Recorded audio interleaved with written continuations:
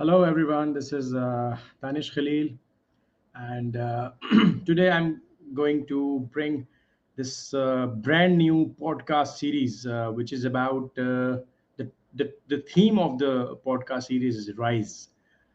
Um, there are many things which we are doing in every day of our life, and we are seeing a rise of entrepreneurship and startup culture all across the world.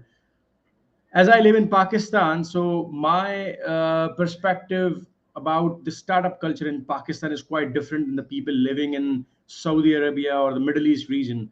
So, ideally speaking, we have got a lot of things to discuss about startup cultures and how a startup could become a successful company and can rise to the next level, and what sort of mindset required for an entrepreneur to make this a huge success. So there are tons of startups being launched every year and all across the world, not only in Pakistan but all across the world. But there are many opportunities, there are many positives and negatives that one startup got to learn from it, and then through a complete learning process there is a journey across through which one can develop this habit of becoming successful in their startups. So today I am going to bring this series with my guest and very dear brother from Saudi Arabia. Assalamu alaikum, Ahmed bhai. How are you doing? وعليكم السلام ورحمة الله. How are you, Danish? Bye. I'm doing great. I'm doing great. It's been a real journey, or you can say a real struggle, obviously, that since we are being connected since past couple of years, and we have discussed a lot of potential, a lot of opportunities, and a lot of things in the past 1.5 year or so. So, Ahmed Aref is a financial expert turned into a successful coach, trainer, consultant. He is ex EY, PwC, and experienced in oil and gas and telecommunications sectors such as Petronas and Saudi Telecom. He is a systemic team and leadership coach who is passionate about helping other professionals find value for themselves and create it for others. He's also hosts the Values and Leadership podcast and is also writing a book on the same concept. So I would like to welcome Ahmed Arif here for this podcast series. And the first episode of our series is about the startup ecosystem and mindset in Pakistan among the young entrepreneurs and the freelancers. Since Pakistan is a country where there have been observed a massive young and English speaking population and a fast growing tech savvy middle class. Um, Pakistan has many ingredients for a thriving startup ecosystem. We have a population of 230 million, fifth largest in the world. We have median age of 22, and we are the fourth largest number of English speakers, bilingual, and fourth largest number of English speakers in the world. Uh, we have more than 100 million mobile broadband subscribers and hundreds of thousands of tech professionals. So it's a huge market for startups, for technology based startups, and so much potential in this country. So how do you see the startup culture growing in Pakistan, and what's your take on this? That how Pakistan is a country, or as a country, is thriving in the startup culture all across the globe and competing with the world. Yeah, thank you, Danish, for allowing me to have this kind of podcast with you and have this kind of discussion. Well, I have been in Riyadh, Saudi Arabia, for the past 16 years. I have met a lot of Pakistani friends. They are from all kind of professions, whether they are C-level in companies, whether they are janitors, whether they are taxi drivers, all kind of Pakistani people I meet, and all of them have one common trait, which is they are hardworking, they are doing their best, they are not stopping trial, and they are always improving, and they are really leading by example. They are not just talking, no, they are doing a lot of effort, and this is what I like about Pakistani. It's a this dear country for me. As you mentioned, you are the fifth most populous country in the world, and this gives a huge human capital and human power, which is ready to bounce in the startup market. Yet it's ranked globally in the startup ranking on 76. So imagine you are the fifth on the number of humans, while 76 on a global ranking. And actually, this is like low numbers in co-working spaces, low number of startup accelerators, and yeah, the environment itself is not yet up to the standard of the number of people and the potential that the country have. So this is where the gap exists, and this is where we are trying to know why is it happening, how can we take it forward. But as I told you, the human people, I'm very confident that they can do much more than that, but still uh, we need to rise to achieve this level of being the fifth on the startup ranking, not 76.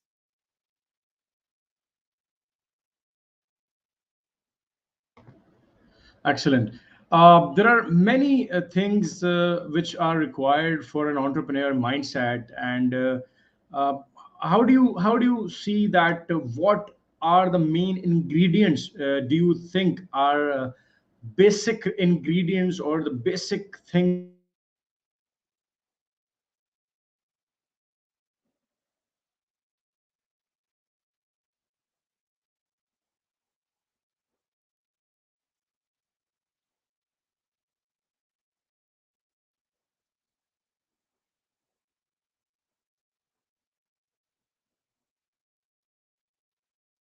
I think there is an internet issue, Danish.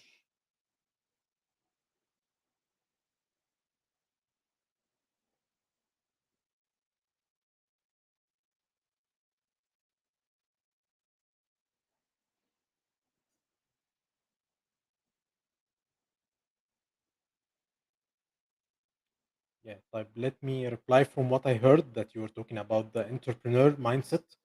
The entrepreneur mindset should be actually uh, learning, love to learn. This is very important, and you have to be able to cope with setbacks. This is very important because when you are an entrepreneur, you are starting your journey. Not everything is like paved with roses. No, there is challenges. There is new things you have never encountered before. Suddenly, you find yourself you have to be like Coca Cola or like Nike or like big companies. So suddenly you need to have a lot of knowledge about a lot of things, uh, or you have to bring people who are expert in sales, people who are expert in marketing, people who are expert in IT and all of these things. So there's a lot of learning, and in the beginning there is like some setbacks that can happen. So the mindset is to have mental toughness to accept whatever the learning brings to you. Sometimes it is you find acceleration, sometimes you find things are stalling, sometimes you find some things that you did not expect. So the most important thing is to learn from whatever encounters you are going through, and to withstand setbacks, and to have the right support with you, because you alone you are going to pass through a lot of emotional cycle, sometimes up, sometimes down. So you need to have the right support, you need to have the right mentors, you need to have the right let's startup accelerators beside you, so that you have the technical people who are helping you. You have the fund which is right for you. You have the right team that supports you. It's very important to always be surrounded by the right people to overcome any emotional cycles, ups or downs, because this is normal in the startup industry, and you have to be very well have mental toughness to bypass any fluctuation during the journey, startup journey.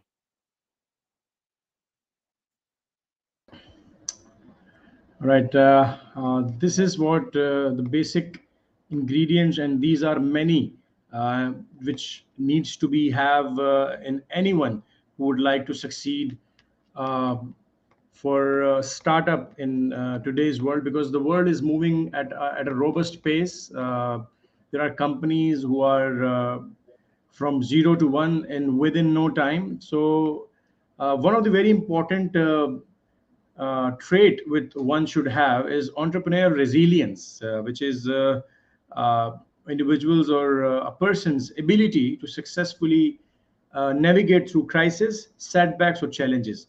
This is one of the area I believe is absolutely uh, essential for an entrepreneur to have. Resilience is one of the most essential entrepreneurial traits, and one can practice it, can make you and build you real solid, and it can help you to come over any sort of shortcomings, any sort of situation which one can require for a certain capacity to bounce back from all sort of difficult events, all sort of ups and downs, and all sort of unpleasant experiences. Because business is all about ups and downs. Business is all about highs and lows. Business is not about something smooth moving with a uniform pace, and you don't have to face any sort of hurdle or any sort of struggles during your way.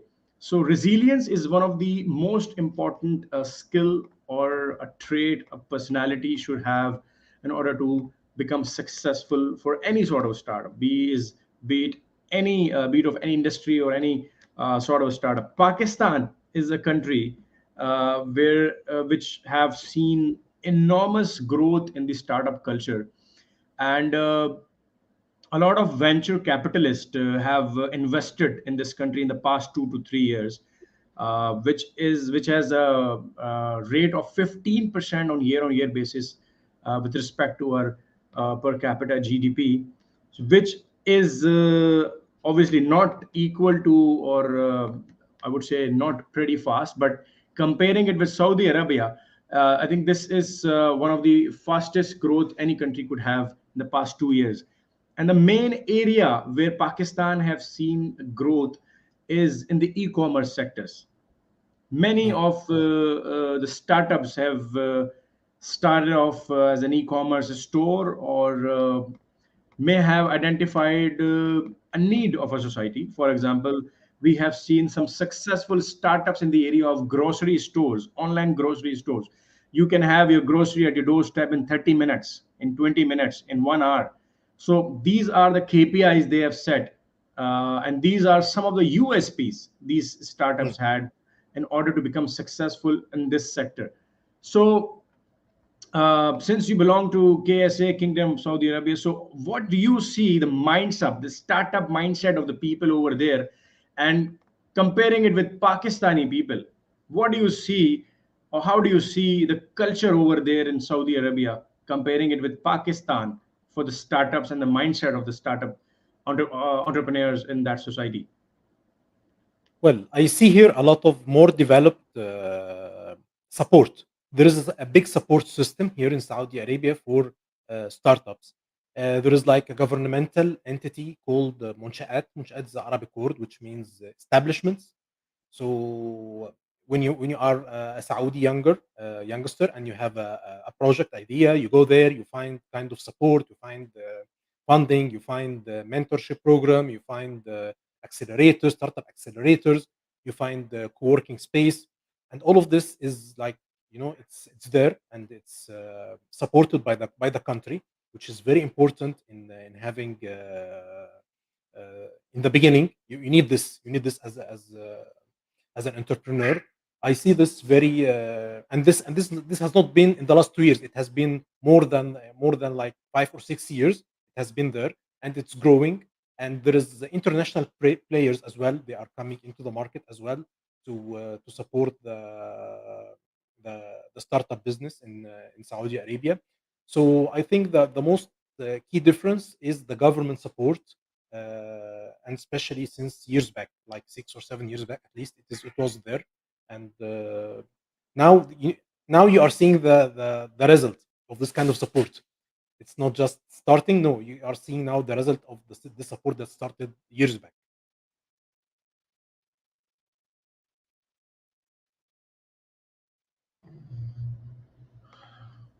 Yeah, the government support is obviously an essential for the success of startup cultures in any country, and a lot of resources needs to be there because in a country like Pakistan, the main struggle is for the basic necessities, and some struggles are always on the way. But the talent we have in this country is enormous and amazing, and the people living here in Pakistan, they don't have proper resources. They don't even have internet facilities to that capacity or to that level. But people over here are extremely talented, and with very limited resources, you can expect a lot of high results that they usually achieve with the limited resources. Um there are some of the stats for the startup culture which we have seen is in the past year of 2021, Pakistan raised around $350 million in the virtual capitalist funding, VC funding alone. And the main areas which we have seen is grocery, pharmacy, and household items. Carrying along with the e-commerce stores, we have seen a lot of e-commerce stores, B2C to be specific, and we have seen some of the B2B startups also taking place. Also, since you are having a financial background and you used to work for very big names, uh, fintech startups has been on a rise in Pakistan. Mm. What's your say on this? How do you see the fintech going to disrupt the world in the coming years? Yes, it has been like in the past 2 or 3 years, fintech has been like growing rapidly. It's in the Western world and it is the Eastern world you find fintech. What can be distinguishing for Pakistan is the focus on the Islamic fintech as well. There is a lot of Islamic fintech which is coming up, and this is where the distinction and you can be distinctive there in this area. There is a lot of potential, and there is a lot of investments in the fintech, especially in the Islamic markets. There is a huge opportunity, and there is a lot of ideas and a lot of apps and a lot of platforms that have been in the rise in the last 2 or 3 years, especially in the Islamic fintech. And there is a big potential which Pakistan can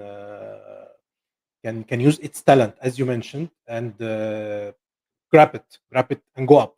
And especially for the Islamic fintech and Islamic products, usually Southeast Asia countries, they are more developed into that. So Singapore, Malaysia, Pakistan, you are ahead of the Islamic countries in the Arab world. So this is like a differentiation and something of like say competitive advantage that you can take it and accelerate and achieve success in the recent next 2 or 3 years.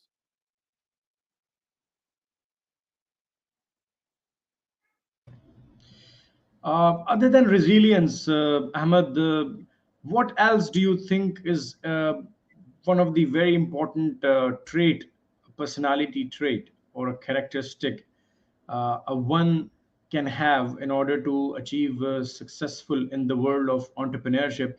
And other than resilience, what do you think is the very most important thing one can have? What's your say on this? Calculated risk. You should be able, Calculated risk. yeah, Great. you should be able to take calculated risk, because most of the entrepreneurs, they are risk takers, and this is nice. But being a risk taker is different than being to have a calculated risk. You need to have like some guy with you who is business development, who is an experienced business development, or an accelerator in your side, startup accelerator in your side. And you need to have like a financial plan really, and test the market with a minimum viable product to make sure that really what your dream is really realistic. uh, Mm. and and there is you need to have this balance between the dream of the entrepreneur and the realism and the realistic from the business development side, from the startup accelerator, from the financial expectation out of this dream. So it's very important to have this kind of balance and matching between the dream and the financial part. So this is what I mean by calculated risk, and this is a very important thing which entrepreneurs need to have to avoid, as you mentioned, the emotional cycle that we mentioned at the beginning, and to have like a take up, يعني a smoother take up for the startup to be solidified on a solid ground, and uh, and sustainability, because a lot of startups don't continue. But when you have this kind of calculated risk in the formula, you are more you have more odds for success.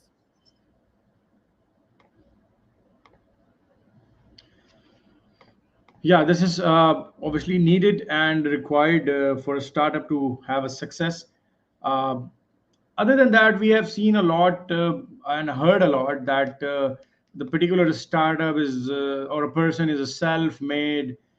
He did everything on himself by himself, and he is the lonely ranger. He is the one-man army, and kind of things we have heard all across about startups. So, what do you think that in order to make a resilient and a sustainable company, there are companies who can easily raise initial capital through VCs, but it's difficult to sustain the company and it's difficult to raise money later on the later on stages. It's difficult and it will become more difficult for the companies to raise funds later on.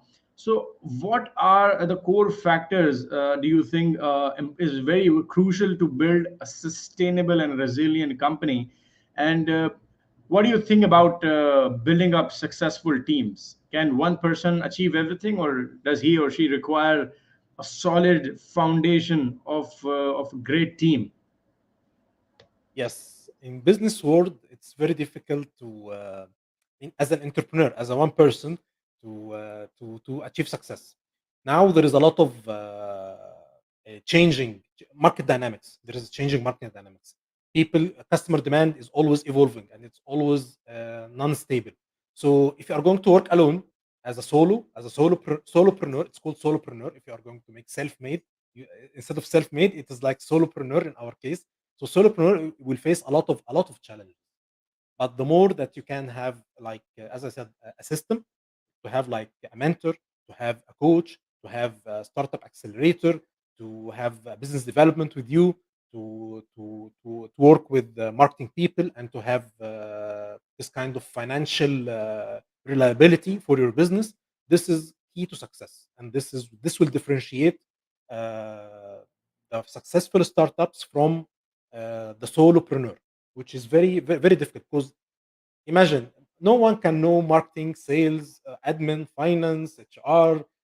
It's very difficult. But as you said, it's a team. It's a teamwork, and through getting this funding in the beginning, if you set it right, with the help of the accelerator, with the help of the mentor, with the help of all of this, you can, as I said, you can have a smooth takeoff for your startup, and you will achieve sustainability. Yes, for the startup, for sure.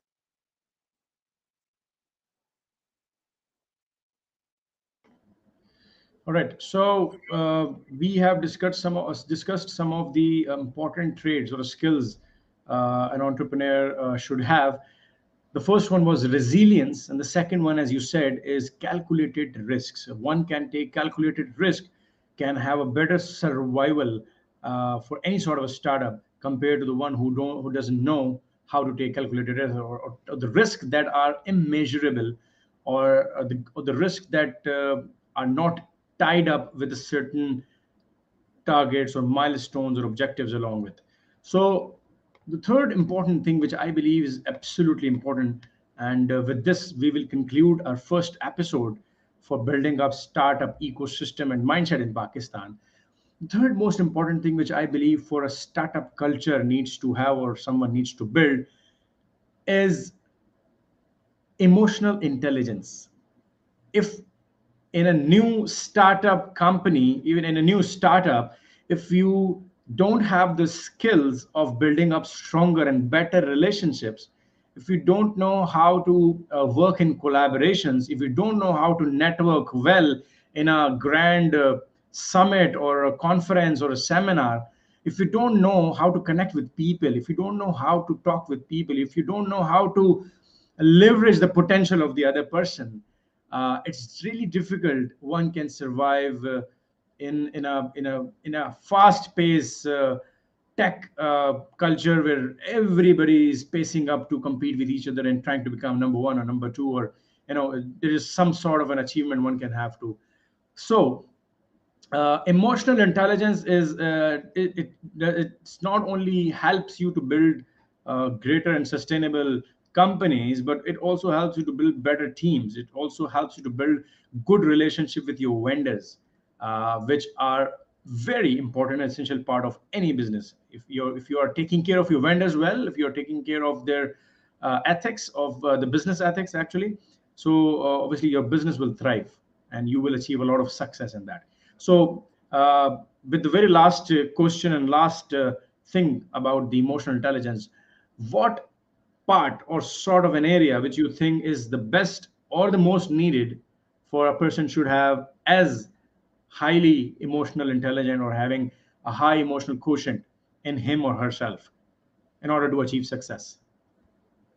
Yes, definitely. You mentioned something very interesting about the emotional intelligence or emotional quotient, and there is like assessments done that the entrepreneur can do to and to for himself and his team to assess their emotional intelligence, to know where is their strength, emotional strength, where is their emotional weaknesses, where they can develop it.